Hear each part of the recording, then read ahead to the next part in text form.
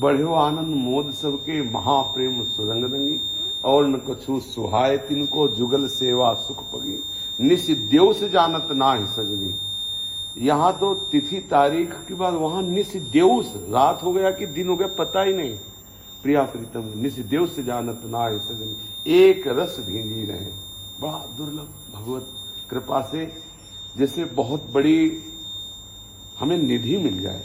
हमें जो मनुष्य शरीर मिला है ना, बहुत बड़ी निधि। अज्ञान के कारण जान नहीं पा रहा। जी समझता है कि एक काम बनाने के लिए बहुत बढ़िया गाड़ी मिल गई, अपनी यात्रा पूरी कर लो। अब सांप, मेढक, चूहा, कितनी यूनिया भगवान ने कृपा करी, हमें मनुष्य शरीर दिया। उचित आहार, उचित विहार, उचित शयन आदि का रात दिन प्रभु में लगे रहो। कोई भी कार्य करने में प्रभु का चिंतन अभ्यास कर लो तो नहीं छूटता। अब नहीं तो बताओ, अब सबके बीच में बैठे सबसे बात, अगर हमारा लक्ष्य बन जाए, हम भगवत भजन क्यों नहीं करें। ये लोगों को होता है भाई हमसे भजन नहीं होता। आपने हृदय से देखो, ये माना ही नहीं कि मेरे जीवन का परम लक्ष्य प्रिया प्रीतम है। नहीं, एक गरीब आदमी जब धन लक्ष्य बना लेता है तो 12 घंटे 18 घंटे मेहनत करता है। और घर में हमने देखा, जो अपने धाम में जब निर्माण हो रहा था तो लेबर को देखा दोपहर में भीषण गर्मी, और फिर वो भोजन पा रहे थे तो ऐसे टहलते हुए नजर, प्याज की चटनी और रोटी। और इसके बाद अगर थोड़ा भी वो इधर उधर करे तो गाली देता, लेकिन वो क्यों सहता है। एक बार एक ठेकेदार ने गाली दी, तो जब चला गया तो आपने कहा कि भाई आप काम कर रहे हैं, गाली क्यों सुनते हो। बोले गाली नहीं सुनेंगे तो शाम के पैसे ले देगा। पैसे का लक्ष्य हो गया तो सहन शक्ति आ गई। गर्मी, सर्दी, बरसात जो भी हो सब सह रहा है, भूख प्यास सह रहा है, मात्र 300 रुपए। और एक बार हमने बोला राधा, एक बार बोला कृष्ण। अभी तुम्हें परिणाम चूंकि उसका नहीं समझ में आ रहा है, तो जब परिणाम आएगा तब तुम पछताओगे कि ये महिमा में नाम हमने पहले, अगर हमें हो, तभी गोस्वामी जी लिख रहे हैं, मन पछतई है अवसर भी। बहुत ही दुर्लभ देह पाए हरिपद भज, करम वचन अरुचिते। हृदय से, वाणी से, चेष्टा से हरि को भज लो, ने पछताना पड़ेगा। क्यों कह रहे हैं? क्योंकि वो इस बात को समझ रहे हैं। हम बाद में जब अवसर निकल जाता है तब समझ में आता है यार इतना, अभी चूंकि उसकी कीमत नहीं पता ना इस लोक में। हमने बोला राम, हरि, शिव, कृष्ण, तो इसकी कीमत संसार थोड़ी जाता है तो क्या। कृष्ण कृष्ण तो कह रहे, दुख भोग रहे, समस्याएं भोग, वो पुराना हिसाब खत्म हो रहा है। नए तुम बहुत बढ़िया मालदार बन रहे हो, तुम्हें पता नहीं है। हर समय जीव का जीवन तभी सार्थक। बहुत बढ़िया अवसर मिला उसको, आप मतलब समझ, अगर समझ जाओ ना तो इतनी व्याकुल, सच्ची कहते हैं ये नींद फींद सब हवा रहती है। ये थोड़ी कि मतलब कभी, मतलब 13 वर्ष की अवस्था से लेकर अभी तक कभी ऐसा नहीं हुआ कि आज हम बहुत सोए, कभी नहीं। मतलब पहले तो जो जवानी का रंग था 18, 20, 22, 25, तो इसमें 15 मिनट अगर हम लेट लेना तो लगता था हम 15 घंटा सो लिए। मतलब इतनी व्याकुलता थी, बहुत सो। जब 15 मिनट तब सोचते थे, घड़ी उठा के देखते थे कहीं ये बंद तो नहीं हो गई। 15 मिनट कैसे, मतलब हम तो बहुत सो लिए। और जब प्रमाद स्थिति होती तो बहुत सोने के बाद लगता है अभी तो लेटे ही थे। नींद कहाँ, कुछ अच्छा नहीं लगे। वो अंदर का विषय होता, बात थोड़ी सा। और आपको सच्ची होता है कितना सुख देते हैं प्रभु। आप इस विषय में, आप चूंकि सुख माने हुए हो शरीर संबंधी, तो प्रभु वो दे रहे हैं।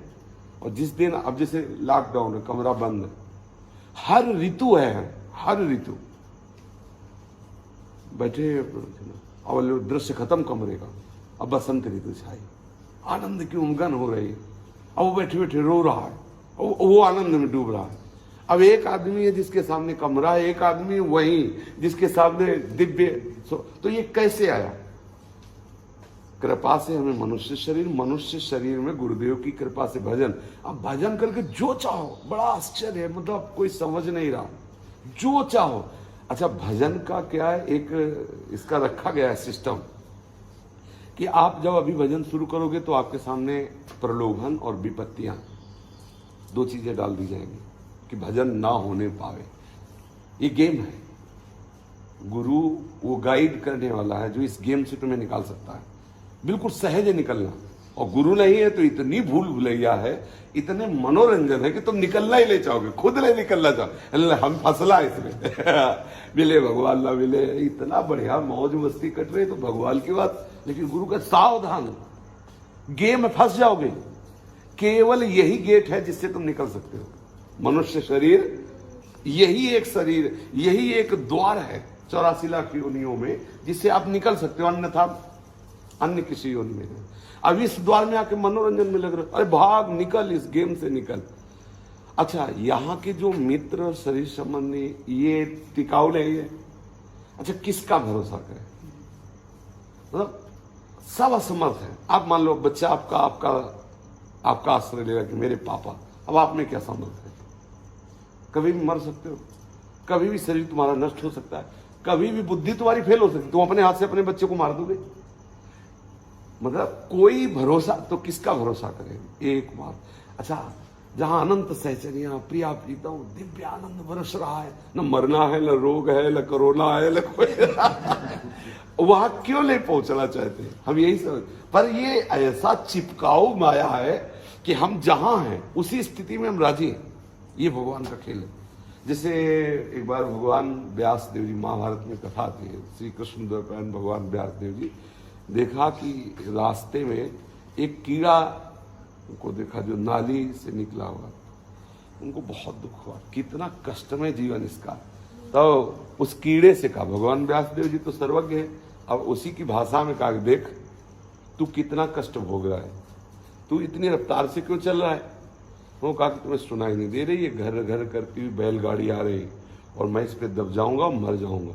बोले इस शरीर से क्यों प्यार कर रहा है? नाली का कीड़ा है तू। मैं कहता हूं तू बैलगाड़ी के नीचे आ जा, मर जा, तो जिससे तेरा शरीर, और मैं आगे तुम्हें उन्नति कराऊंगा।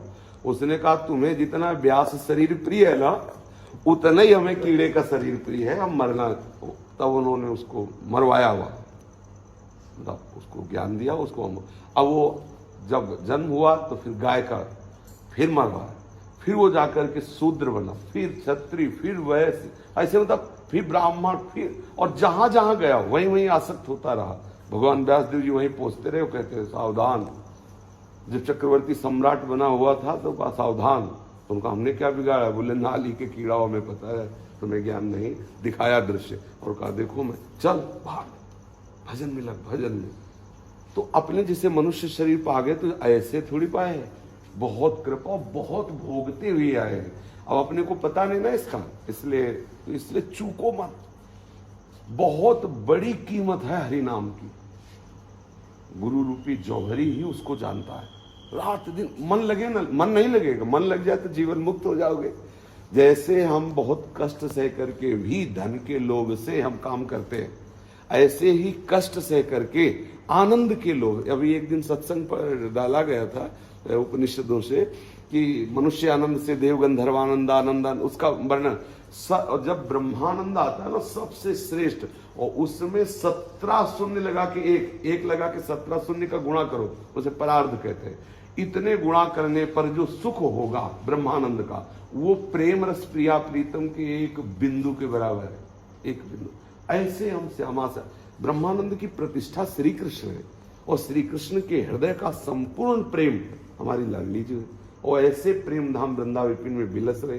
चूको मत, मन लगे न लगे, काम सतावे, क्रोध सतावे नहीं, जो भी जैसी भी परिस्थिति, राधा राधा राधा राधा, बाजी जीत जाएगी।